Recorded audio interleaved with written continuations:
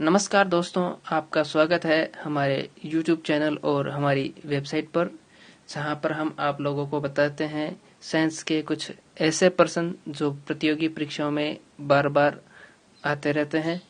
हमसे जुड़े रहने के लिए हमारे YouTube चैनल को सब्सक्राइब करें और हमारे वेबसाइट को फॉलो करें। मानव ने सबसे पहले कौन सी धातु का प्रयोग करना शुरू किया था? जी हाँ दोस्तों, प्रश्न है मानव ने सबसे पहले कौन सी धातु का प्रयोग करना शुरू किया था? तो इसका दोस्तों उत्तर है तांबा। कॉपर जो है इसका सबसे पहले आदि मानव ने उपयोग करना शुरू किया था। प्रकाश छोटे छोटे कणों से मिलकर बना होता है, इन कणों को क्या कहते हैं? जी हाँ दोस्तों, प्रकाश छोटे छोटे कणों से मिलकर बना होता है, इन कणों को क्या कहते हैं? तो दोस्तों इसका सही उत्तर है इन कणों को फोटोन कहते हैं। अंतरिक्ष यात्री को आकाश किस रंग का दिखाई देता है? जी हाँ दोस्तों, प्रश्न है अंतरिक्ष यात्री को आकाश किस रंग का दिखाई पड़ता है? तो दोस्तों अंतरिक्ष यात्री को प्रकाश हमेशा काले रंग का दिखाई पड़ता है, हमेशा के लिए काले रंग का। इसका कारण यह है कि अंतरिक्ष में हवा वायु नहीं है, इस कारण प्रकाश का प्रकीर्णन नहीं हो पाता और इससे अंतरिक्ष जो होता है, आकाश जो होता है, वो काले रंग का दिखाई पड़ता है। दूरबीन का आविष्कार सबसे पहले किसने किया था? जी हाँ दोस्तों, प्रश्न है दूरबीन का आविष्कार सबसे पहले किसने किया था? तो इसका सही उत्तर है दोस्तों गैलीलियो गैलीली ने सबसे पहले दूरबीन का आविष्कार किया था। सर्वाधिक द्वीपों की संख्या कौन से महासागर में है? सर्वाधिक द्वीपों की संख्या कौन से महासागर में है? तो जी हाँ दोस्तों, इसका सही उत्तर है प्रशांत महासागर। प्रशांत महासागर में सबसे ज्यादा द्वीपों की संख्या है। हल्दी के पौधे का खाने योग्य भाग कौन सा होता है? प्रश्न है हल्दी के पौधे का खाने योग्य भाग कौन सा होता है? तो इसका सही उत्तर है दोस्तों प्रकंद। जो हम हल्दी खाते हैं वो प्रकंद रूप होता है। हल्दी का पौधे का खाने योग्य भाग जो पौधे का, वो प्रकंद होता है। जब सूर्य, चंद्रमा एवं पृथ्वी लगभग एक ही सरल रेखा में स्थित होते हैं तब इस स्थिति को क्या कहते हैं? जी हाँ दोस्तों, प्रश्न है जब सूर्य, चंद्रमा एवं पृथ्वी लगभग एक ही सरल रेखा में स्थित होते हैं तो इस स्थिति को क्या कहते हैं? तो दोस्तों इस स्थिति को दैनिक ज्वार कहते हैं। हाइड्रोफाइट्स किसे कहते हैं? जी हाँ दोस्तों, प्रश्न है हाइड्रोफाइट्स किसे कहते हैं? तो दोस्तों हाइड्रोफाइट्स जो होता है वो जलीय पादपों को कहते हैं। जो पौधे जल में उगते हैं उन्हें हाइड्रोफाइट्स कहते हैं। वेग राशि सदिश है अथवा अदिश? जी हाँ दोस्तों, प्रश्न है वेग राशि सदिश है अथवा अदिश? तो दोस्तों वेग राशि हमेशा सदिश होती है, इसका दिशा एवं परिमाण दोनों नियत होता है। कार्बन का शुद्ध रूप क्या है? जी हाँ दोस्तों, प्रश्न है कार्बन का शुद्ध रूप क्या है? तो दोस्तों कार्बन हीरे में सबसे शुद्ध रूप में पाया जाता है, इसमें किसी प्रकार की अशुद्धि नहीं होती। दर्पण के सामने की दीवार को पूरा देखने के लिए दर्पण की कुल लंबाई कितनी होनी चाहिए? जी हाँ दोस्तों, दर्पण के सामने स्थित दीवार को पूरा देखने के लिए दर्पण की कुल लंबाई कितनी होनी चाहिए? तो दोस्तों दर्पण की कुल लंबाई दीवार की लंबाई से आधी होनी चाहिए। अगला प्रश्न है दोस्तों पौधे की किस भाग से कॉफी प्राप्त होती है? यहाँ दोस्तों पौधे के किस भाग से कॉफी प्राप्त होती है? तो दोस्तों कॉफी पौधे के बीज से प्राप्त होती है। कॉफी पौधे के बीज से प्राप्त होती है। वाहनों से निकलने वाली सबसे ज्यादा मात्रा में प्रदूषित गैस कौन सी होती है? प्रश्न एक बार फिर से, वाहनों में निकलने वाली सबसे ज्यादा मात्रा में प्रदूषित गैस कौन सी होती है? तो दोस्तों सबसे ज्यादा मात्रा में वाहन कार्बन मोनोऑक्साइड यानी CO कार्बन मोनोऑक्साइड छोड़ते हैं। तारों में चमक किस कारण होती है? जी हाँ दोस्तों, प्रश्न है तारों में चमक किस कारण होती है? तो दोस्तों तारों में चमक जो होती है वो नाभिक संलयन द्वारा होती है। सूर्य की किरणों की तीव्रता मापने वाले उपकरणों को क्या कहते हैं? जी हाँ दोस्तों, प्रश्न है सूर्य की किरणों की तीव्रता मापने वाले उपकरण को क्या कहते हैं? तो दोस्तों इसका सही उत्तर है एक्टियोमीटर। एक्टियोमीटर से सूर्य की किरणों की तीव्रता मापी जाती है। हाइड्रोजन गैस का अवशोषण करने वाली धातु कौन सी है? जी हाँ, प्रश्न है हाइड्रोजन गैस का सबसे ज्यादा अवशोषण करने वाली धातु कौन सी होती है?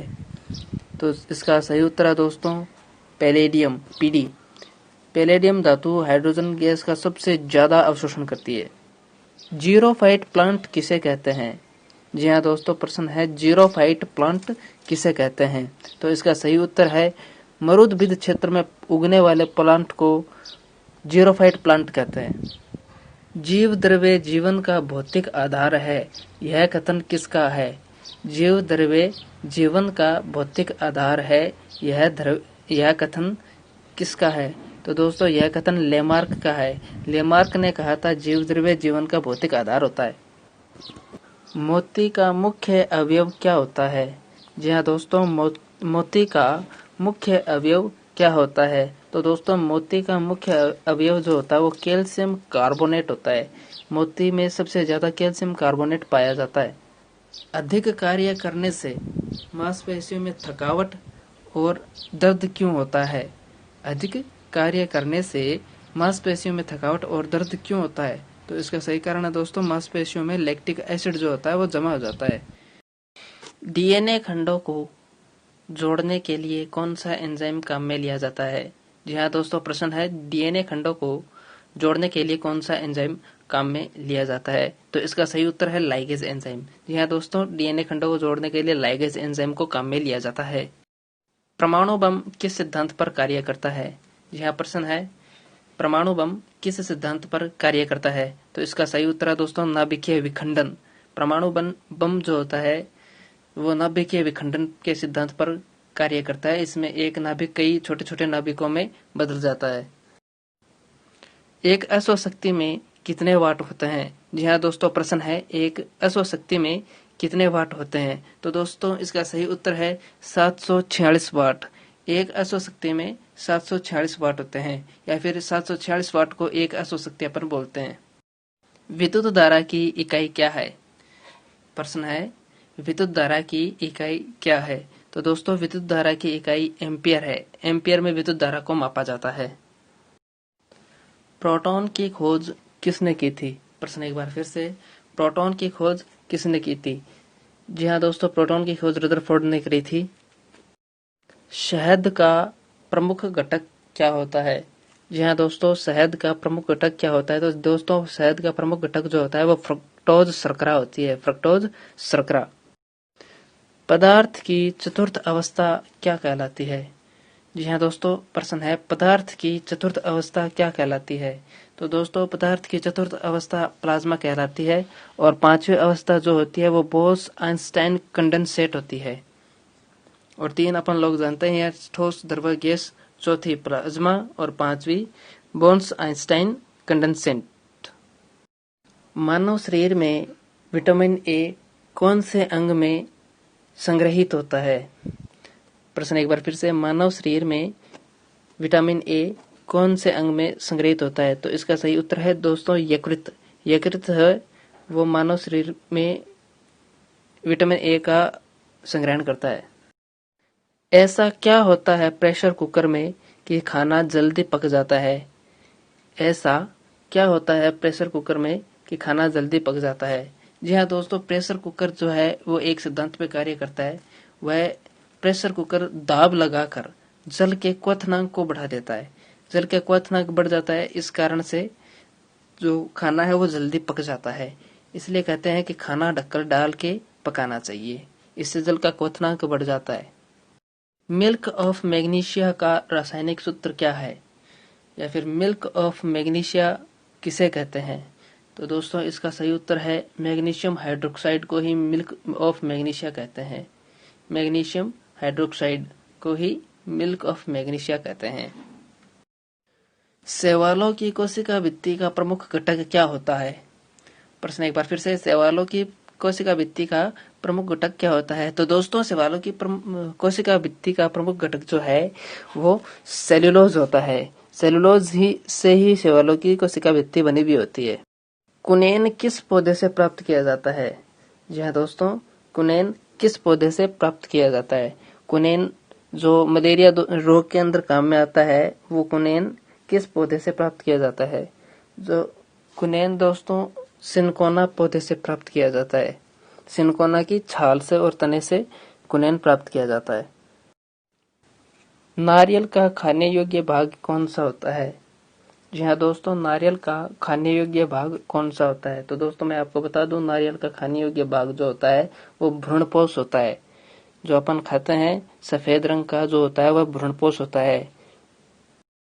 संसार का सबसे बड़ा पुष्प कौन से पौधे का होता है? जी हाँ दोस्तों, अगला प्रश्न है, संसार का सबसे बड़ा पुष्प कौन से पौधे का होता है? तो दोस्तों संसार का सबसे बड़ा पुष्प रेफ्लेक्सिया का होता है। भूरी क्रांति किससे संबंधित है? भूरी क्रांति किससे संबंधित है? जी हाँ दोस्तों, भूरी क्रांति उर्वरकों के उत्पादन से संबंधित है। इसके अंदर उर्वरकों की क्षमता बढ़ाई जाती है और नए नए उर्वरक बनाए जाते हैं। दूध की शुद्धता का मापन किस यंत्र से किया जाता है? दूध की शुद्धता का मापन किस यंत्र से किया जाता है? तो दूध की शुद्धता मापन करने के लिए अपन लैक्टोमीटर की उपयोग में लेते हैं। मनुष्य ने सबसे पहले कौन से जानवर को पालतू बनाया था? मनुष्य ने सबसे पहले कौन से जानवर को पालतू बनाया था? तो जी हाँ दोस्तों, इसका सही उत्तर है कुत्ता। सबसे पहले मनुष्य ने डॉग को पालतू जानवर के रूप में बनाया था। धूल प्रदूषण रोकने के लिए कौन सा वृक्ष सबसे उपयुक्त माना जाता है? धूल प्रदूषण रोकने के लिए कौन सा वृक्ष सबसे उपयुक्त माना जाता है? तो जी हाँ दोस्तों, धूल प्रदूषण रोकने के लिए नीम का जो वृक्ष होता है वह सबसे बढ़िया वृक्ष माना जाता है। इससे सबसे बढ़िया तरीके से धूल प्रदूषण रोका जाता है। आंवले में कौन सा विटामिन पाया जाता है? जी हाँ दोस्तों, आंवले में कौन सा विटामिन पाया जाता है? तो दोस्तों आंवले में विटामिन सी पाया जाता है। आंवले में विटामिन सी पाया जाता है। रेडियो एक्टिविटी की इकाई क्या है? जी हाँ दोस्तों, रेडियो एक्टिविटी की इकाई क्या है? तो दोस्तों रेडियो एक्टिविटी की इकाई मैडम क्यूरी के नाम पर क्यूरी रखा गया है। हमसे जुड़े रहने के लिए हमारे YouTube चैनल को सब्सक्राइब करें और हमारे वेबसाइट को फॉलो करें।